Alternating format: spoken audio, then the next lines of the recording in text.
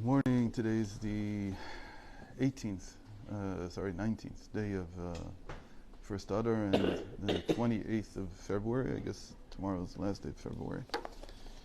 And because our friend Rabbi Katz is not here, so we're going to do something a little bit different for the next 2 weeks, about 2 weeks. We'll probably, hopefully, finish this. So this, I hope he has a few books there. I hope it was Mystical Concepts in Chasidism. Okay, so Emmanuel Shochet wrote this book, and Volvo thought it would be a good idea to let's go over it and see what he says. So I read the prefaces, and they have some important things, but we'll skip straight to the introduction. This book deals with fundamental concepts and doctrines which appear throughout the writings of Chasidism, which I usually just called Chasidut. That's been the general direction in the academic world, and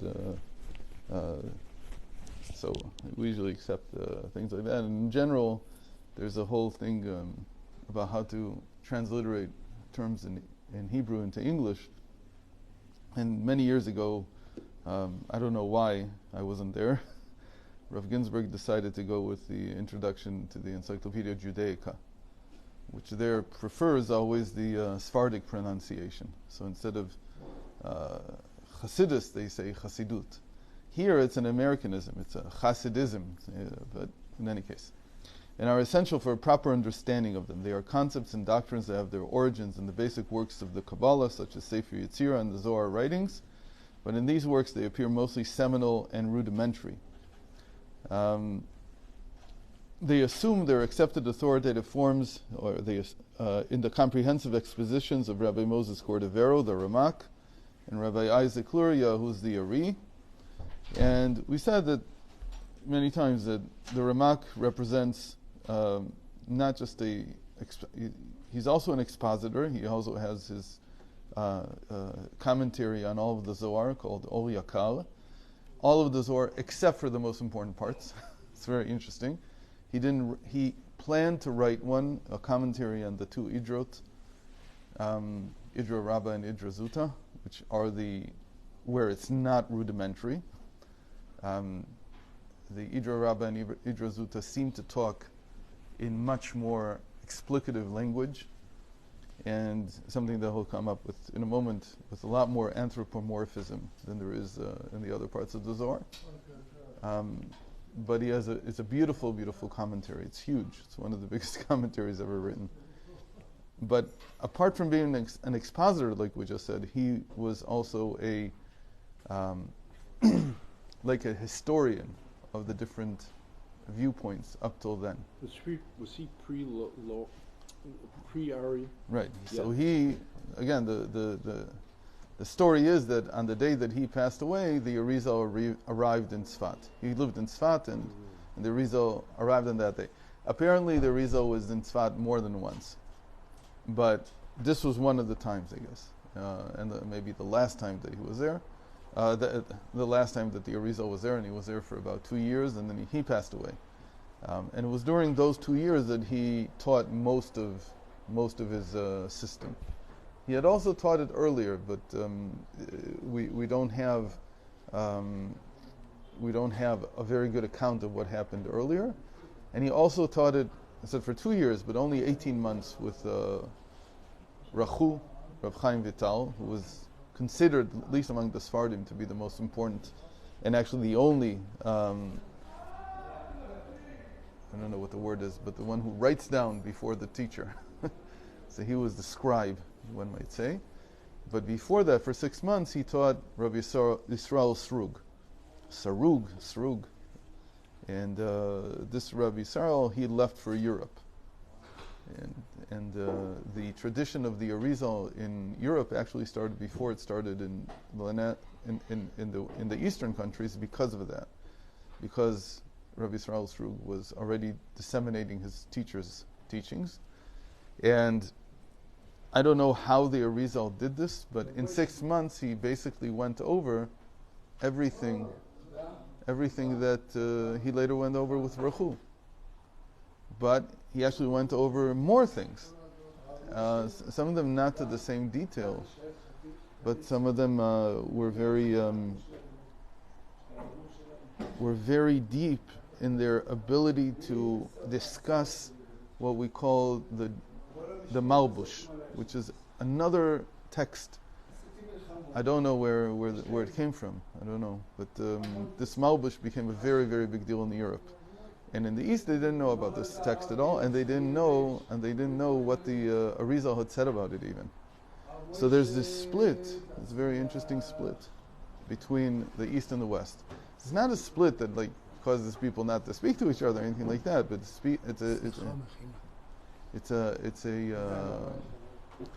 a difference in what they know. Like in the West, they knew more than they knew in the East. It's very interesting, and the East also closed themselves off, meaning whatever Rav Chaim Vital didn't teach or didn't write down in his writings, they refused to study. So there's a certain barrier about certain things. Now you have to understand the Chasidus came from Rabbi Yisrael Strug. It didn't come from Rachu. It was only much, much later that the books of Rachu began to show up in Europe. So for instance, one of the most important differences is in the kavanot. The kavanot are the intents that the person has while praying or doing mitzvot. And in the East, they use a book called Shara Kavanot, which Rachu wrote. Rav Chaim Vital wrote. It's called The Gate of Kavanot. And this whole Gate series is what they use. And in the West, they had a different book called Preprear, the fruit of the tree of life. Doesn't matter. It was someone who was a very important figure here. Who it will be interesting to see if he talks about him. Yeah, we'll finish in a second. Yeah. His name was Reb Meir Papris, or some people call him Paprish. It's not clear I've never been clear about how to pronounce his name. There's different versions. And he went and spent about a year in Damascus with Rachu, listening to him teach.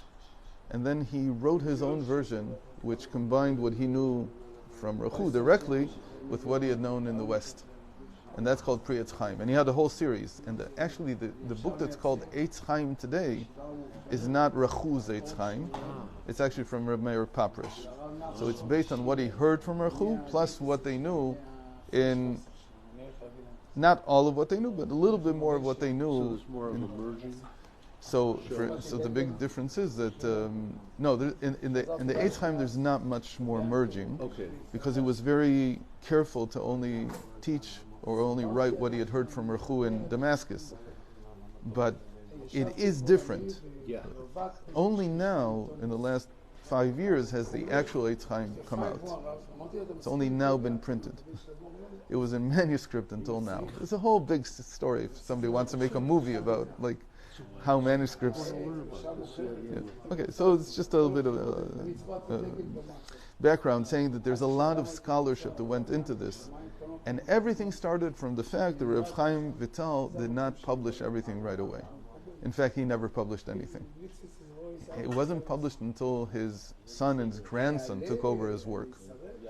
So in the West, they had Rabbi Yisrael Strug, who was teaching 6 months after he had met the Ari, and most probably, he also knew him from before. It's almost impossible to see someone in 6 months covering all this material. But in the West, they were already talking about it. They were already studying. There were books, and so the Chassidic tradition actually starts from that, from the West, and it's more encompassing, and it's much more. It's a lot more freedom. It's like the usual difference between East and West. There's a lot more freedom in the sense that they studied whatever there was. They didn't just limit themselves. So that needs to be discussed a little bit more. We'll continue tomorrow. Wow. But this whole story of how these writings came out is, first of all, in terms of scholarship, there's been, the scholars, they don't really learn in a study hall, so they don't know about these stories until somehow they hear about it. I see. And then they begin and now stuff is coming out in droves. They're trying to explain how the whole development was. But today, the best account of the development is somebody by the name of Avivi, He lives in Har Nof. Yosef Avivi. Yeah, he's still alive. He's older. He's 80 something. But he wrote a huge 3-volume set about the different writings of, and he has, it's exactly how he divides it chronologically into different eras, and between East and West, and what happened in each one. So it's a fascinating work. It's huge. It's about 2,000 pages, but it's very, to me, it's very interesting. Have you looked at it? I've read it numerous times. I don't know if I remember all of it. But I mean, yeah, it's very. Of course, I like historical viewpoints. I like it. I like this. Okay.